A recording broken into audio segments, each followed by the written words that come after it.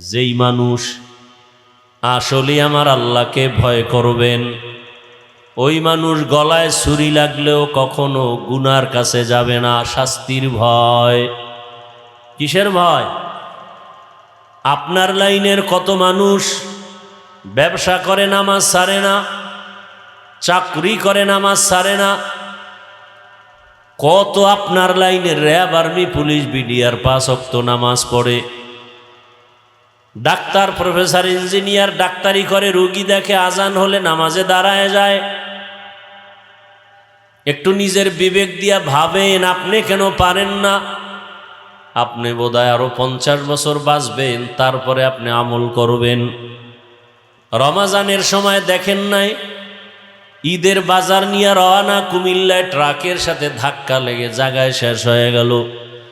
ঈদের জামা কাপড় পরে আছে, কোথায় আনন্দ, সবার চোখে পানি, কান্নার আওয়াজ। বিদায় নেওয়ারও সময় হয় নাই, বাস পানির মধ্যে ডুইবা গেল। ছোট একটা বাচ্চা সাঁতার কেটে এসে উপর উঠে কান্না করে, আমার আম্মু পানির মধ্যে বাসে আটকানো, একটু বাঁচাও, আমি আম্মু না পাইলে কাকে নিয়ে বাঁচবো। চোখের সামনে ওই যে হজে গেছে ওমরায়, স্ত্রী সন্তান সব নিয়া ওমরা পালন করিয়া বন্ধুর বাড়ি গেছে বেড়াইবার জন্য সৌদি আরবে। হঠাৎ অ্যাক্সিডেন্ট হয়ে জায়গায় সব মারা। ছোট একটা মেয়ে বেঁচে আছে, মেয়েটাও ইনজুরি হয়ে গেছে, কোনো রকম সাময়িক চিকিৎসা দিয়া দেশে নিয়ে আসছে। আর বলছে তোমার আব্বু আম্মুর চিকিৎসা চলে সৌদি আরবে, সুস্থ হলে আসবে। কিন্তু প্রসেসিং চলতেছিল, লাশটা কেমনে আনবে, কিন্তু পারে নাই। অনেক টাকা লাগবে, প্রসেসিং সমস্যা। শেষ পর্যন্ত মেয়েটার হাতে খেলনা দিয়া রাখছে কতদিন। শেষবারে যখন বলা হলো তোমার আব্বু বেঁচে নাই, তোমার আম্মু বেঁচে নাই, আরবের মধ্যে দাফন হয়েছে, মিডিয়ায় দেখা গেল ওই বাচ্চাটা হাউমাউ করে কান্না করছে, আমি কাকে আব্বু বলে ডাকবো, আম্মু বলে ডাকবো? কে আমাকে মায়ের আদর দিবে, বাবার আদর দিবে? এভাবেই তো একদিন চলে যেতে হবে, বাঁচার কোনো উপায় নাই। কিন্তু গরু মরে, কুকুর মরে, আমি মরব, আমি তো মানুষ, আমার মরণটা তো কুকুরের মতো হওয়া এটা উচিত না। আমার মরণটা যেন এমন হয় যে দুনিয়ার সবাই দুঃখ করে দোয়া করবে, ভালো মানুষ হারিয়ে ফেললাম। সেই ভালো আদর্শ কি করলাম? না নিজের আদর্শ ভালো, না ছেলের আদর্শ ভালো, না মেয়ের আদর্শ ভালো, না স্ত্রীর আদর্শ ভালো। আমারও মানুষ খারাপ বলে, আমার ছেলেটার আদর্শ খারাপ, মানুষ খারাপ বলে। কি কামাই করলেন? টাকায় মানুষকে সম্মান দেয় না। টাকায় যদি সম্মান দিত, টাকাওয়ালারা পালাইয়া বাড়ি ছেড়ে যেতে হতো না, বরং সম্মান দেয়ার মালিক আমার আল্লাহ। এলাকার গরিবও যদি হয় কিন্তু সততার উপরে চলে, ধনীরাও তাকে ভয় পায়। সততা এমন একটা পুঁজির নাম।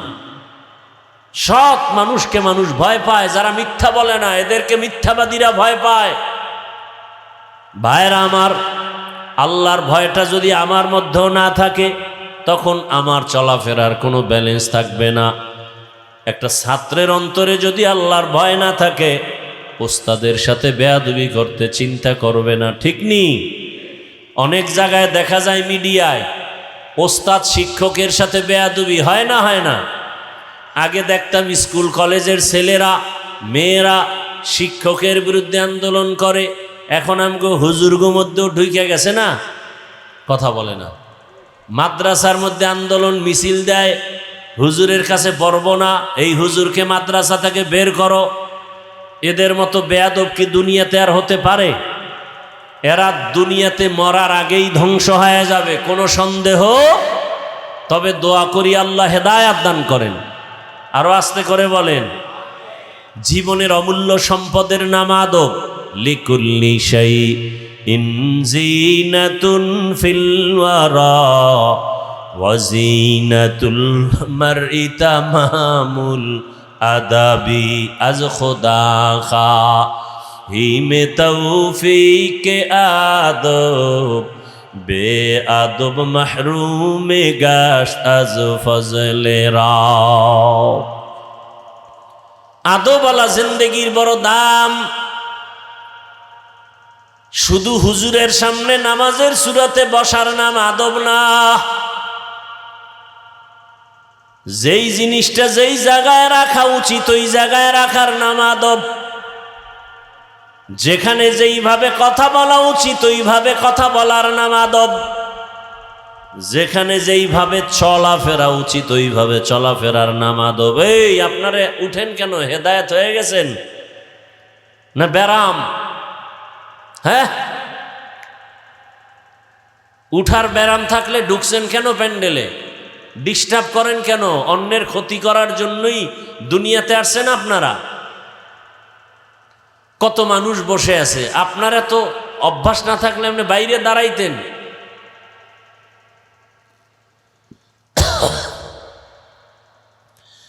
আল্লাহ তাআলা বলেন আমাকে ভয় করো। এই ভয়টা না থাকলে কোনো বয়ান অন্তরে আসবে না। এই ভয়টা অন্তরে আসার কারণে যদি আজকে কেউ গোপনে কানে কানে বলে হাফিজ ভাই আপনাকে 1 কোটি টাকা দিব, আপনি দাড়ি কেটে ফেলেন, কল্লা ফালায় দিতে রাজি, দাড়ি জীবনে কাটবো না। কেন? আল্লাহর ভয়। জানি দাড়ির কারণে টুপির কারণে আমাদের অনেকে খারাপ বলে। কি? অনেকে বলে হুজুরেরা মাথা গরম, টুপির কারণে মাথা গরম, মাদ্রাসায় পড়লে চাকরি পাওয়া যায় না। কত বাজে কথা। মানে তার মার ছিঁড়ে গেলে যা হয়। এখন আমরা মাদ্রাসায় পড়লে লাভ কি? ওখানে পড়লে ডাক্তার হওয়া যায়, কয় না, তাই পড়ে লাভ কি? আমরা যদি প্রশ্ন করি কলেজে আগুন জ্বালাও কেন, কয় ওখানে পড়লে তো মুফতি হওয়া যায় না, তো পড়ে লাভ কি? কি ফাও আকামের দোকানদারি। শয়তানে যারে ধরে কাম থুইয়া আকাম করে। কত লক্ষ যুবক চাকরি পায় না, সার্টিফিকেট নিয়ে কানতেছে। এগো নিয়ে চিন্তা নাই। আমাকে হুজুর গুনিয়া কিছু অ্যালার্জি আছে কিছু মানুষের, মানে দেখতে নারী চলন বাঁকা। কই আমরা হুজুরে রাখি চাকরির জন্য কান্দি। আমাকে করোনায়ও আমরা মরি নাই, এখনো মরি নাই, মাদ্রাসাও বন্ধ হয় নাই, না খাইয়াও মরি নাই। আমাকে 5 টাকা, এতেই 5 লাখ টাকার বরকত। কি সরকারি যারা চাকরি করে, বেসরকারি চাকরি করে, ডিউটি কয় ঘন্টা বলেন? বেতন কত? নিম্নে নিম্নে বেতন কত? 20,000। কত? 20,000 বেতন, ডিউটি মাত্র 8 ঘন্টা। এরপরে বাম হাতে আরো কত মুক্তা পায়। টেবিলের নিচে হাত দিলেই মুক্তা, পাইলেই রাতারাতি আঙ্গুল ফুলে কলা গাছ। কথা কন না? আচ্ছা এবার বলেন তো, আপনাদের এলাকায় মসজিদ আসেনি? মসজিদের ইমাম সাহেবদের ডিউটি কয় ঘন্টা? বলেন না কেন? বেতন কত?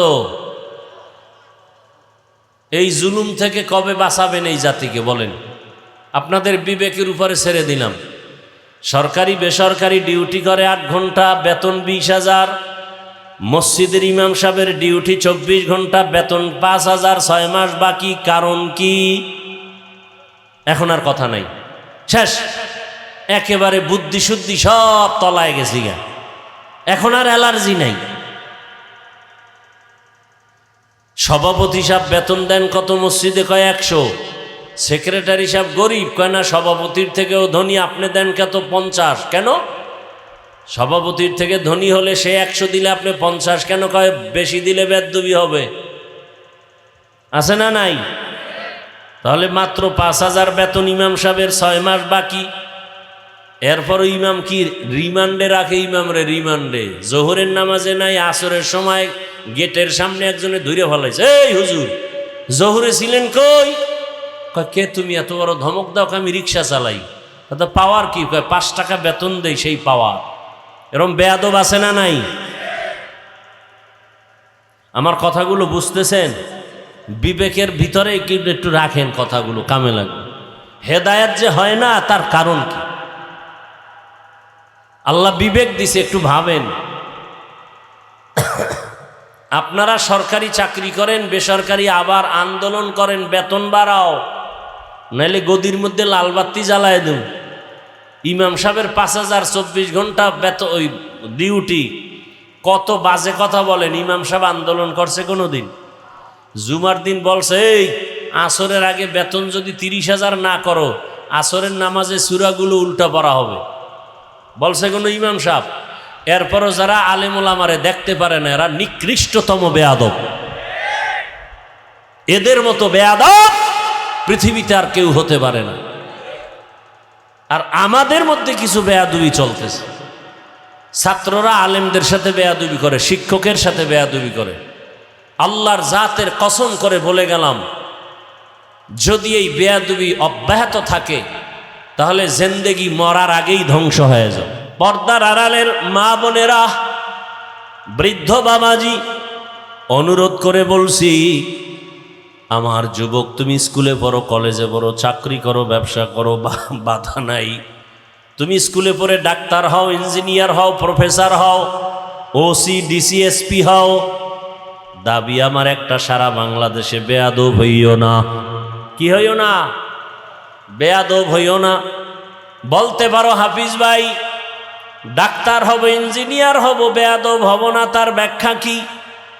3 জায়গায় বেয়াদবি করা যাবে না, করলেই মরার আগে জীবন ধ্বংস। কয় জায়গা? 1 নম্বরে মা বাবা। মা বাবার সাথে যদি বেয়াদবি করো, কসম আল্লাহর, মরার আগে ধ্বংস। মরবি না, পাও ভাঙবে, কিডনি নষ্ট হবে, রাস্তায় পাগল হয়ে যাবি। লিখে রাখ, কথাগুলো লিখে রাখ যুবকেরা, ভালো করে লিখে ঘরের দরজায় টানা। 3 জায়গার বরদোয়া যদি নেও, জীবন মরার আগে ধ্বংস। 1 নম্বরে মা বাবা, দ্বিতীয় হলো শিক্ষক। শিক্ষকের যদি বরদোয়া থাকে, লেখাপড়ার জীবন ধ্বংস। রাস্তায় চলতে গিয়া মাঝে মাঝে দেখি ল্যাংটা পাগল ইংলিশে কথা কয়, দেখছেননি কোনোদিন? আরে ইংলিশে কথা কয় পাগল, কি আবার ইংরেজি কোচিং করে নাকি? না, হিসাব করে বের করলাম, ভালো ছাত্র ছিল, বেয়াদবি করে অভিশাপে পাগল হয়ে গেছে। আছে না নাই? অনেক ছাত্র দেখি পাগল, কিন্তু আরবিতে কথা বলে। ওই মাদ্রাসায় ভালো ছাত্র ছিল, শিক্ষকের সাথে বেয়াদবি করে পাগল হয়ে গেছে। ও ছাত্র বাবারা, পায়ে হাত রেখে বলি, রাগ করবা না। এ দুনিয়াতে তোমার আপন আমি গর্ব করে বলি, তোমার একমাত্র আপন আমি। তোমার মা আপন না, বাবা আপন না, সব স্বার্থপর। স্বার্থে আঘাত লাগলে মা বাবা সন্তানের জবাই করে। কোথায়? ইন্ডিয়ায় না সোনার বাংলায়? বাবা তার মেয়েকে হোটেলের মধ্যে নিয়ে কয়, আজকের রাতে তুই আমার কাছে স্ত্রীর মতো। কেমন দেশে আছি, কেমন জমানা, বড় কঠিন হালাত। এখন মেয়ে গুম হয়ে যায়, ছেলে গুম হয়ে যায়, বিচার নাই। সঠিক বিচার থাকলে বাংলাদেশ ঠান্ডা করতে মাত্র 1 মাসের টাইম। 1 মাস।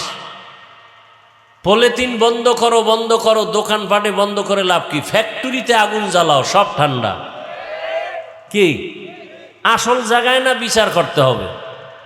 প্রত্যেকটা মন্ত্রণালয়ের থেকে ঘুষ বন্ধ করে দেওয়া হোক। আর এখন তো মিডিয়ার যুগ, সব লাইভে। 6 মাসের কারাদণ্ড, ঘুষ খাইলে প্রমাণ পাইলে 1 মাসে বাংলাদেশ সোজা হয়ে যাবে। 1 মাস। এর নাম আল্লাহর ভয়, তাকওয়া। আল্লাহর ভয়, তাকওয়া না থাকলে হবে না।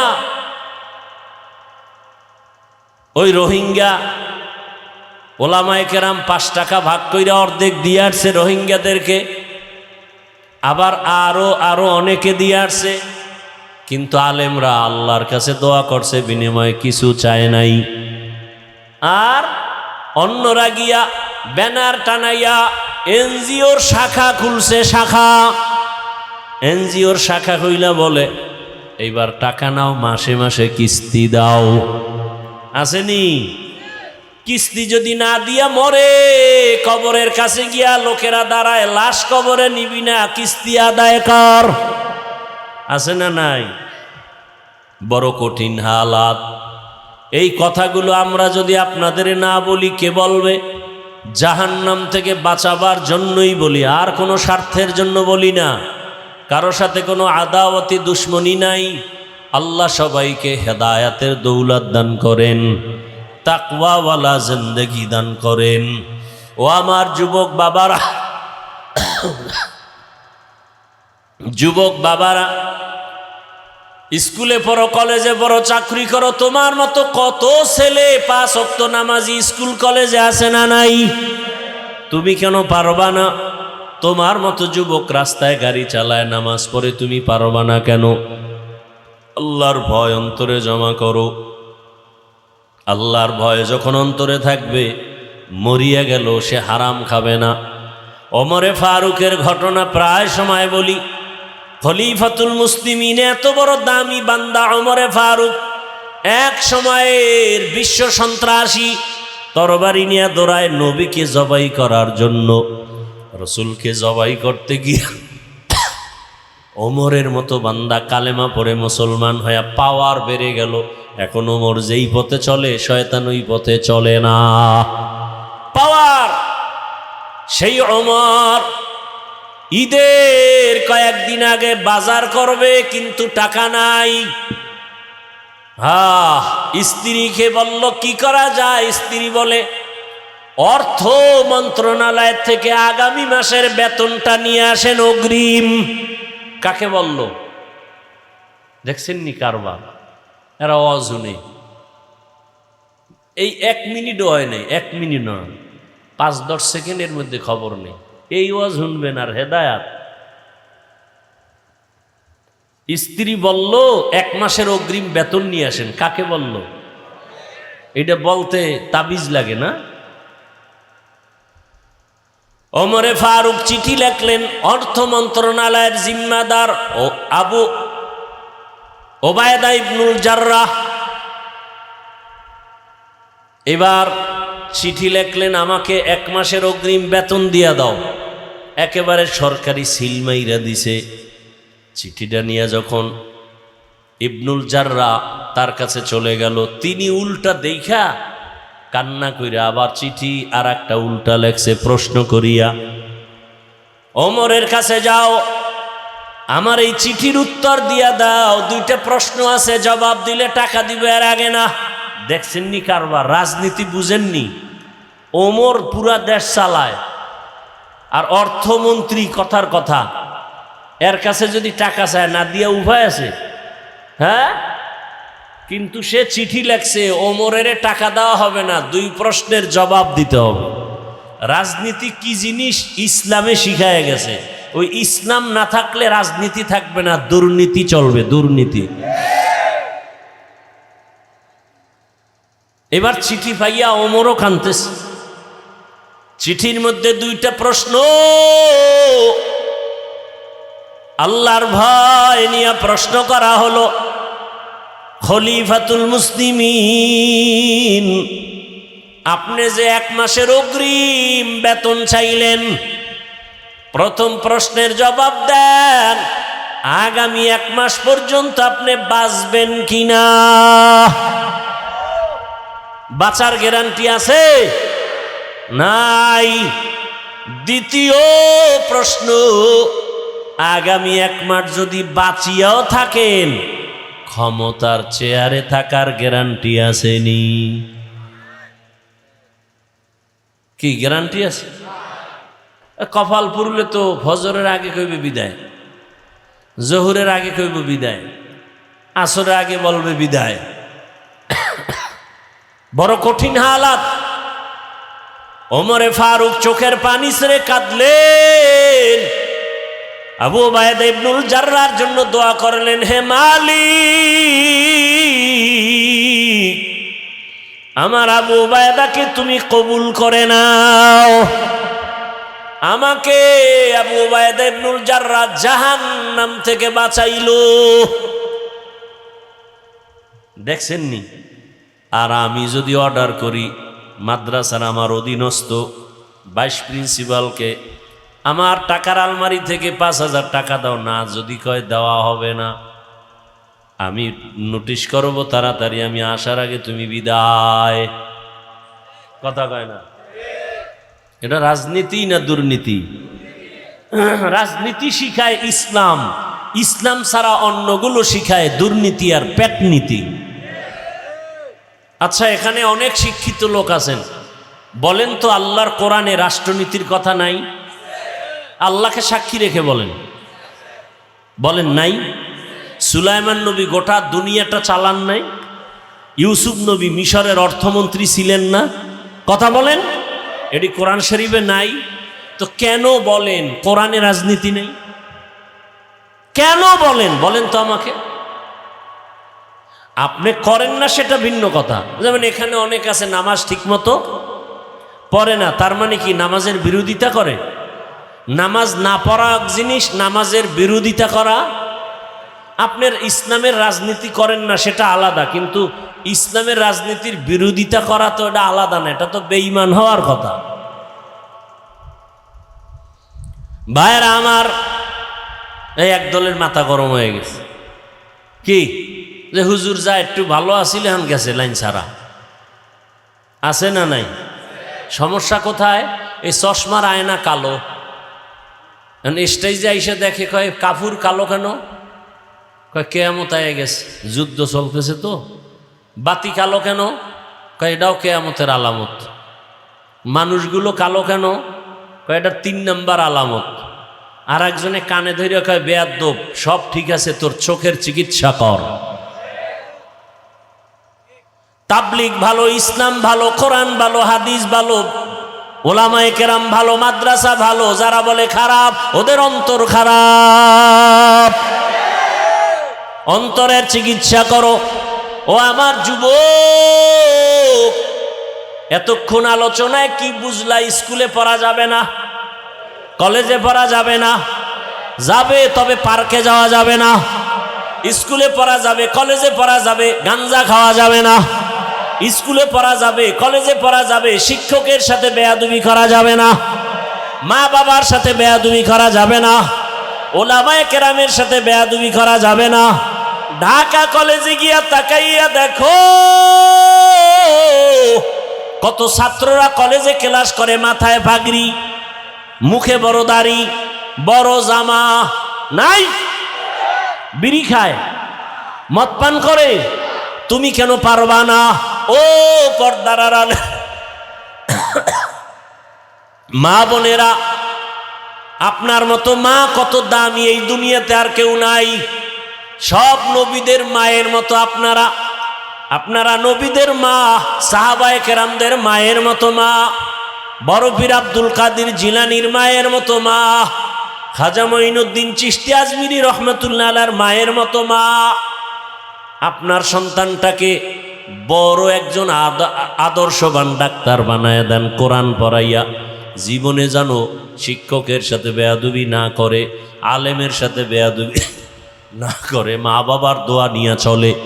যদি 3 জায়গার দোয়া নিয়ে চলতে পারে, ডাক্তার হলেও সে সর্বোচ্চ সম্মান পাবে পুরা দেশের মধ্যে, এলাকায় না, পুরা দেশে। ওসমান হাদির কথা ভুলে গেছো? যুবকেরা রাস্তা দিয়ে চলে, মানুষ এসে টাকা দেয় বান্ডিল, এ হাদি ভাই নাও, কেন? এমনিই দিলাম। তোমার দেয় কেউ? তোমার চান্দি গরম, সারা রাত মোবাইলে আকাম করবা, মোবাইলে এমবি নাই, পাগল হয়ে গেছো। শেষ পর্যন্ত বাবার মানি ব্যাগ ধইরা ফেলছো, মায়ের টাকা চুরি করো। তুই মা বাবার অভিশপ্ত সন্তান, চোর। মা বাবারে জবাই করা যেই গুনাহ, চুরি করা এই একই কায়দার গুনাহ। জবাই করলে জাগাত চলে যাবে, চুরি কইরা বাবার বরকত আস্তে আস্তে নষ্ট হয়ে যাবে। এই ছেলেরা, বাবায় মারা গেলে ওই সম্পদ কার? কি তা তুই চুরি করো তো তোর টাকাই করো, তোর মাথা এত নষ্ট কেন? গাঞ্জা খাও, কার অভিশাপ লাগাইছো? বাবার টাকা সম্পদ নষ্ট করো। আজকে বাবায় মারা গেলে তো সব তোমার, তো তুমি ক্ষতি করো কেন? নিজের সম্পদ নষ্ট করো কেন? এই চিন্তা করো। বাবা আজকে মরে গেলে সব সম্পদ তোমার, বাড়ি তোমার, মা তোমার, ব্যবসা তোমার। আর কিছু বাপ আছে, কি বলবো, লজ্জা শরম নাই তো। ওই উত্তরা জুমা পড়াই, গুলশানে পড়াই, এক বাবা মইরেই গেছে স্টক করিয়া দুঃখে। এই তো হুজুর ছেলে কথা শুনে না। আমি কি আকাম করছেন মনে হয়? হা হুজুর কি আকাম? আমি কি ছেলের নামে বাড়ি লেখছেন? কাহা 2টা লেখছি। আমি তো জুতার বাড়ি খাইবেন, এর আগে মরতে পারেন কিনা দেখেন। ঠিকই কোরবানির আগে মরছে। এখন ছেলে মায়েরে ভাতও দেয় না ঠিক মতো। আচ্ছা বলেন তো, বাবা মারা গেলে সম্পদ ছেলে মেয়েরা পায় না? এইটা কি জানেন না? কথা বলেন না কেন? আল্লাহর আইনও পাবে, সরকারের আইনও। তাহলে যেই বাবারা অতি চালাকি করে, আগে আগে লেখা দেয়, এরা আল্লাহর আইন সরকারের আইনের অতিরিক্ত চালাকি করলো না? তাই জুতার বাড়ি তো খাবে এমনি। সন্তানের হাতে মোবাইল তুলে দিছে, পুরস্কার দিছে মোবাইল মেয়ের হাতে। কয়দিন পরে দেখে মেয়ে হিজরত করে ফেলছে। বাপ নামের কলঙ্ক, আল্লাহ হেদায়াত দান করুন। মাইয়া বিয়ে দিয়ে জামাইরে উপটৌকন দেয় মোবাইল, আসেনি? তার মানে তুমি মাইয়া থুইয়া যেন সাইড কালেকশন তাড়াতাড়ি করতে পারো। আমার কথা কি অবাস্তব? এই আকাম চলে না? এরপরে যৌতুক নেয় কি? যুবকরা যৌতুক কি চায়? হুন্ডা, যেটা তাড়াতাড়ি মরবে। কারণ বর্তমান বাংলাদেশে এই বাস, ট্রাক, বিমান, হেলিকপ্টার, হুন্ডা, কোনটায় মানুষ বেশি মরে?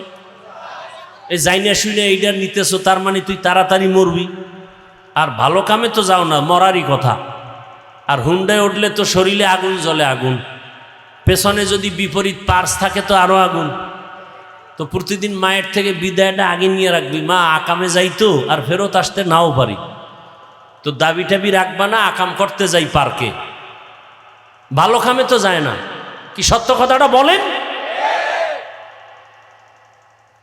ওই মোটর সাইকেল, বাইক হলো ইনডাইরেক্ট মরণস্ত্র, আর মোবাইল ডাইরেক্ট মরণস্ত্র, আর মোবাইল হলো ইনডাইরেক্ট মরণস্ত্র। অথচ মোবাইল ছাড়া কিছুই বুঝে না। চোখের পাওয়ার কিছুদিন পরে দেখে চোখে কিছু দেখে না।